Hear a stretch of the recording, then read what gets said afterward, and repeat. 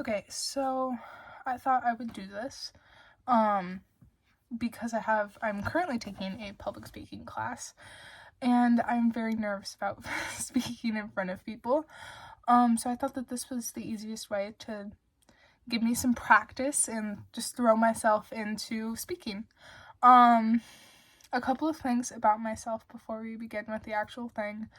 I will hopefully post a timestamp in the description of the video. If you want to just skip over this introduction part, it won't hurt my feelings. But a little about me. I am filming this on a iPhone right now. So if something's not like polished or if something's not edited right, it's just because I physically can't do that because I don't know how. I don't know. I like to do theater. I am a very outgoing person once you get to know me. My department at my job just downsized, so trying to live through that, and then moving out switching locations, like a couple of months. It's just a lot, and it's scary, but we're living with it. The book that I wanted to read today is called The Princess Saves Herself in this one. And I just recently went to the Barnes & Noble in my area. And I saw this one on the shelf and I just could not put it down because it looked really interesting. One of the things on the back of this is the story of a princess turned damsel turned queen. And I thought that was really awesome. I'm gonna hopefully look up throughout this, but if not, it's because my book is in my lap and I'm trying to read it. It says as the dedication, I don't think that there's any pages. Yes. For the boy who lived. Thank you for inspiring me to be the girl who survived. You may have a lightning bolt to show for it, but my body is a lightning storm. And I think that's also beautiful. Trigger warning before we get started. The book has a trigger warning just in case. This book contains sensitive material relating to child abuse, intimate partner abuse, bullying, sexual assault, self-harm, eating disorders, queer phobia, menstruation, alcoholism, racism, trauma, death, suicide, grief, cancer, fire, and possibly more. Remember to practice self-care before, during, and after reading, and I think that that's very beautiful too. Hopefully I'm going to be able to get through most of this day, because the book, like, this is a page, like, it's not that intense. Warning 1, this is not a fairy tale. There is no princess, there is no damsel, there is no queen, there is no tower, there are no dragons, there is simply a girl faced with the difficult task of learning to believe in herself. Warning 2, happy ending ahead, so thank God, right? Here lie the raw, unpolished, and mostly disjointed pieces of my soul. All life, the thing that happens to us while we're off somewhere else, blowing on dandelions and wishing ourselves into the pages of our favorite fairy tales. Once upon a time. Chapter 1, The Princess. The princess, it's crossed out. I was born a little book mad. I could be found stroking the spines of my books while I sat locked alone inside my tower's crossed out, bedroom. All the while I hoped my books would spill their exquisite words over the lush green carpet so I could collect them one by one and savor them like berries inside of my mouth. Forever a collector of words. When I had no friends, I reached inside my beloved book and sculptured some out of 12-point Times New Roman font. And it was almost good enough. The little girl isn't listening to you. She's way too busy staring out the window, fantasizing about a world of magical accidents, flying envelopes, screeching owls, adoring giants, brooms that could do more than sweep. Friends who are always loyal, and a train that will take her to an enchanted place far, far, far away from here, put under a lifelong spell. The queen, crossed out. My mother smiled as she offered a cube of sugar in her upturned palm. Greedily, I accepted it. I reached inside my mouth, delicately placing one, just one, on the center of my tongue, and I clamped down. Salt. That is what abuse is, knowing you are going to get salt, but still hoping for sugar for 19 years. You may be gone, but I still have a stomachache. One night, the princess woke to feel her castle rocking back and forth, back and forth, back and forth, back and forth, back and forth, back and forth. At first, she thought a hurricane must be brewing, but she was wrong. Where do all the memories go? The ones we hide away with lock and key, yet continue to shape us, all the same. Did it really happen if I can't remember it? At 11 years old, the doctor weighed me, and afterwards, my mother told me I was too fat and that I needed to go on a diet immediately. For an entire year, food barely passed through my lips. I had not even allowed myself to take a sip of water because I wanted to be so thin that I could blow away with the slightest breeze. DISAPPEAR. I dropped 60 pounds in a few short months, and I had to wear long sleeves to cover up my only Catharsis. Everybody told me how good I looked, though. There are some mothers who will warn you to never, ever, ever, ever touch a stove. But there are some mothers who will drag you right to it, kicking and screaming, laughing as they watch the flames lick at your fingertips. When you're taught to see the world through fire, nothing looks safe. Friend request from A, the girl who said you were ugly. B, the girl who said your voice was off key. C, the girl who refused to defend you. D, the girl who laughed at you behind your back and to your face. E, the girl who took your lunch money every day because she said you didn't need to eat. F, the girl who said you were fat even after you starved yourself half to death. The girl who was supposed to be your best friend. H, all of the above. Keep pressing ignore, lovely. Fat. Adjective. A descriptive word. It has no deeper meaning. It should not determine the worth or lack thereof of a human being. What I know now that I wish I knew then. Sticks and stones never broke my bones, but words made me starve myself until you could see all of them. Skin and bone. My sister and I spent our nights wishing upon the plastic glow-in-the-dark stars plastered to our ceiling. We made it after all. There was never enough alcohol to keep my mother warm in a house as cold as THIS. But you kept trying, didn't you? You should never love anything more than you love your own children. You should never love anyone more than you love your own children. How could you?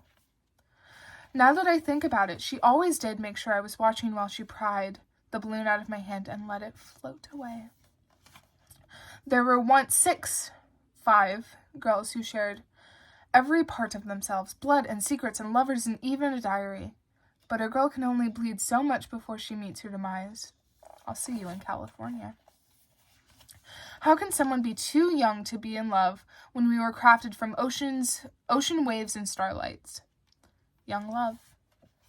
One morning I woke up with my favorite Wizard Boy sheet sticky with the blood I begged would never come, and suddenly it was like my body was no longer my own but everyone else's. Not much has changed since then. My first kiss, tackled, pinned down, a mouth repeating no, no, no. After, bruises and the unmistakable taste of blood. I will never forgive you. You have been the star of each and every one of my nightmares. You left, but you stayed. I'm sorry if I wasn't the daughter you had in mind. I only ever wanted to make you proud. The sight of red ribbon spooling underneath the stinging bite of steel. Oh, that's one. Sorry. 1. The sight of red ribbon spooling underneath the stinging bite of steel. 2. The once too tight jeans hanging off my body. Too unexpected release for a girl. It is strange how sisters can be saviors or strangers, and sometimes a bit of both. Sisters. There were some secrets that threatened to chip away at my porcelain pieces, but felt necessary to keep myself whole. I didn't know anything. Silence has always been my loudest scream. And I think it's really cool that there's an entire page that's empty, and then the place where it's like the author at the end has that part. The princess counts. 1, the scabs on her knees. 2, the number of sky-high swings. 3, the books on her shelves. 4, the loose threads on her shirt. 5, the letters in her words. 6, the tiles on the ceiling. 7, the seconds that pass her by. 8, the missed homework assignments. 9, the hours till she'll crawl back into bed. 10, the pounds on the scale. 11, the number of times she chews. 12, the light echoes of her steps. 13, the tally marks drawn on her body. 14, the strands of hair that fall out. 15, the stars that dim. And then she starts over, and then she starts over, and then she starts over, and then she starts over, and then she starts over. Birds can't fly away when you clip one of their wings. You weren't satisfied with just clipping one of my wings. You tore both out from the root to make sure I could never fly anywhere ever again. Mother and daughter. Since I couldn't have my wings, I wore the fake ones dipped in gold glitter. A wannabe fairy in Converse. There came a time when poetry showed me how to bleed without the demand of my blood. My most loyal lover. I used to think I was broken because I never once spent my daydreams plucking swollen pomegranates from someone else's trees. Then I learned that society is broken, not me. Watching the house that was my sanctuary and my hell go up in flames was bittersweet, but mostly just sweet. A confession. If a house does not automatically make a home, then a body doesn't automatically make a home either. I've always felt like a stranger in my skin. She begins tearing the pages from the spines of her favorite books and frantically stuffs wads of words into her mouth, praying it's true that you become what you eat, while she sucks the flavor of ink from her blackened fingertips. Can't I just be a paper girl with a paper life? You may not have left many bruises on my skin, but you left giant blackberry bruises all over my soul. I still wonder who I would have been. The princess locked away in the highest tower, hoping a knight in shining armor would come to rescue her. I didn't realize I could be my own knight. Chapter 2. The Damsel.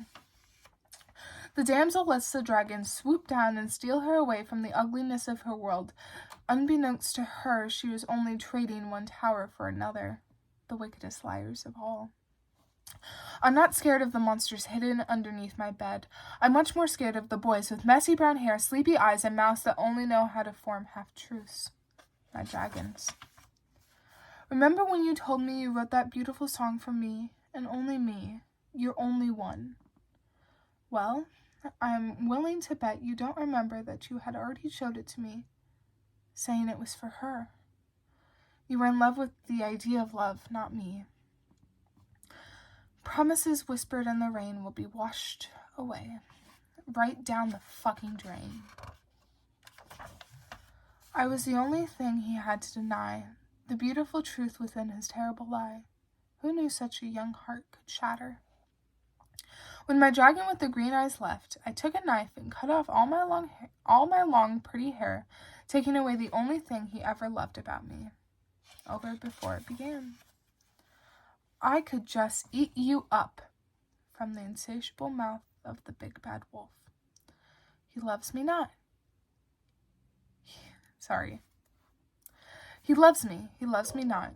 He loves her. He loves her not. He loves me. He loves me not. He loves her. He loves her not. He loves me. He loves me not. He loves her. He loves her not.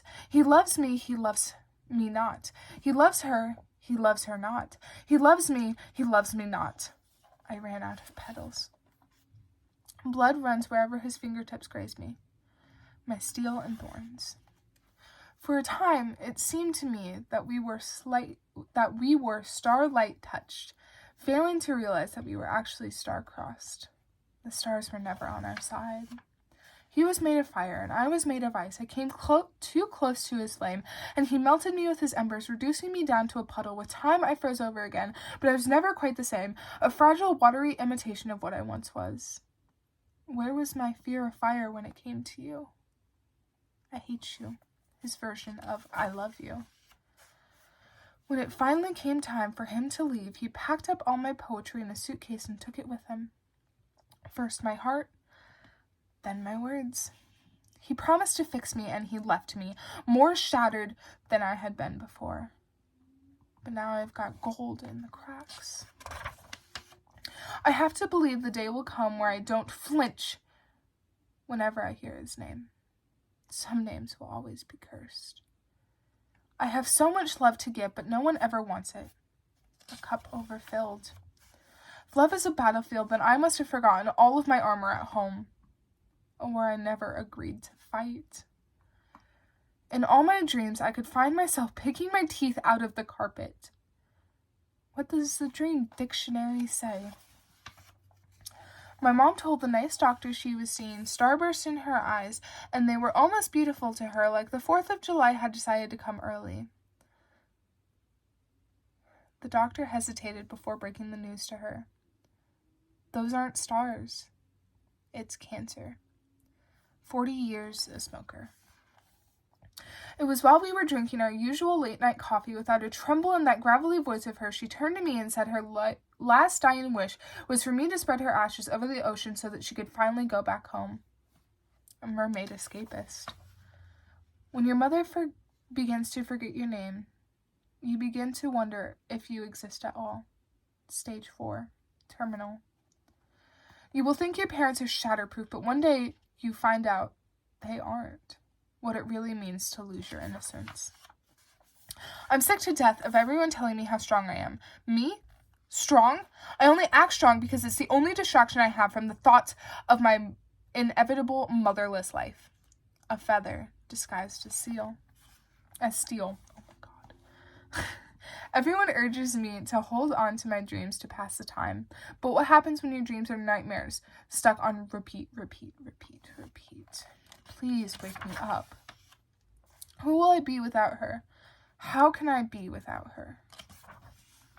Irony. When your health and intellect and strikingly beautiful sister dies less than a month before your terminally ill mother, nobody realized you were just as sick.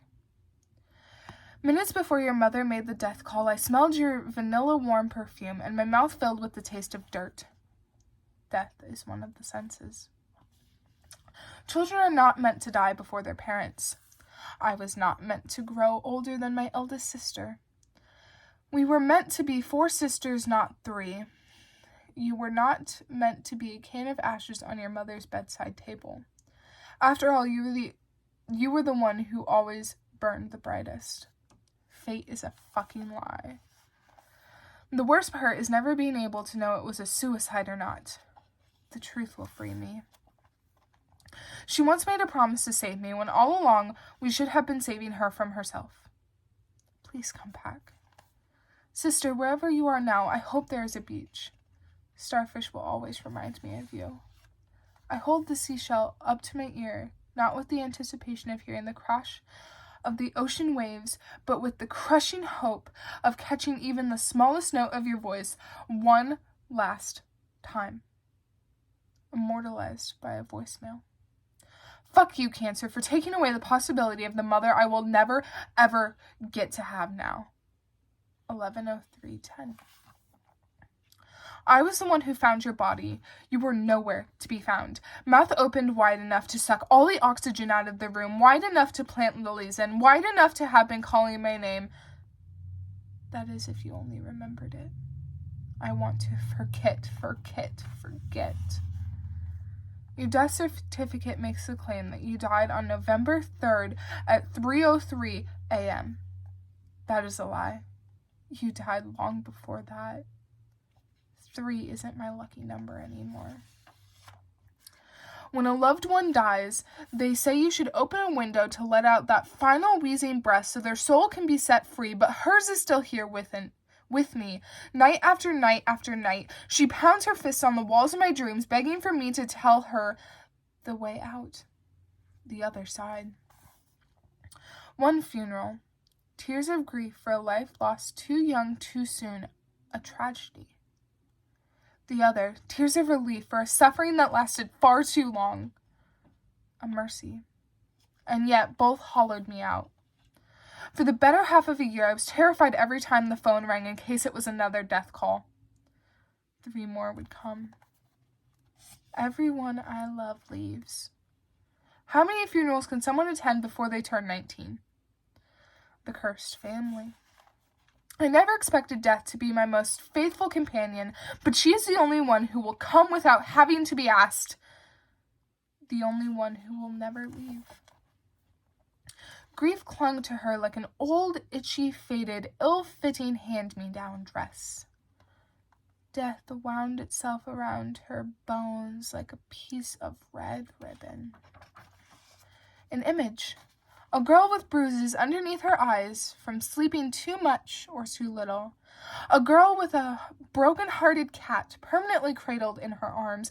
A girl ignoring the piles of treasured books surrounding all sides of her. A girl unable to bring herself to cry, because if she finally cries, that means it really happened. Is there such a thing as Dead Mother's Day? Months after my mom died, I found the book she was reading last with a yellowing receipt still tucked inside, marking her place, and it finally hit me. You will never get to finish this particular book. You will never get to start or finish another book ever again. You will never get to see me graduate from college. You will never meet the love of my life. You will never be there for my wedding. You will never read these words. We will never, ever, ever, ever sit on the back porch and swap ghost stories over steaming coffee mugs. Ever, ever, ever again. And I tried to imagine what she would say if I told you I haven't been able to laugh in the longest time because whenever I do, someone tells me I sound just like you. But I guess these are just the kinds of things I'll have to bottle up and give to you later. Forever a collector of words, too. So many hours, days, months, years of my life were wasted making sure I was hollow. I'm terrified down to my very roots that there are parts of myself that can never be filled. Sometimes I think it would be better if someone cut the whole tree down and started anew. She won't stop haunting me, my ghost. He won't stop hunting me, my ghost too. Fuck the idea that there is such a thing as destiny, that there exists some kind of mysterious master plan, that there is a God who simply does not give us anything we cannot handle. The pain did not make me a better person. It did not teach me not to take anything for granted. It did not teach me anything except how to be afraid to love anyone. I am far too young to be so goddamn broken, and if I could go back in time and give myself her childhood back, I would. What was the point? Maybe I find it so hard to believe in heaven because I don't know if there will be poetry there. Legitimate concerns of a mortal. I had a big smile on my face as I burned the bridges to all the things I could not repair. Does the smoke still choke you? It took losing him to finally find myself. It took losing him a second time to be sure of myself. That was my first act of self-love. I would thank you, but we both know you don't deserve it. Who would I have without the inspiration behind my demons? Sorry, let me start again. Who would I have been without the inspiration behind my demons? Probably not a poet. I am caught between mourning you and thinking your death saved me. Will you ever be able to forgive me? The princess jumped from the tower and she learned that she could fly all along. She never needed those wings. Chapter 3, The Queen. I am going to pause here for just a second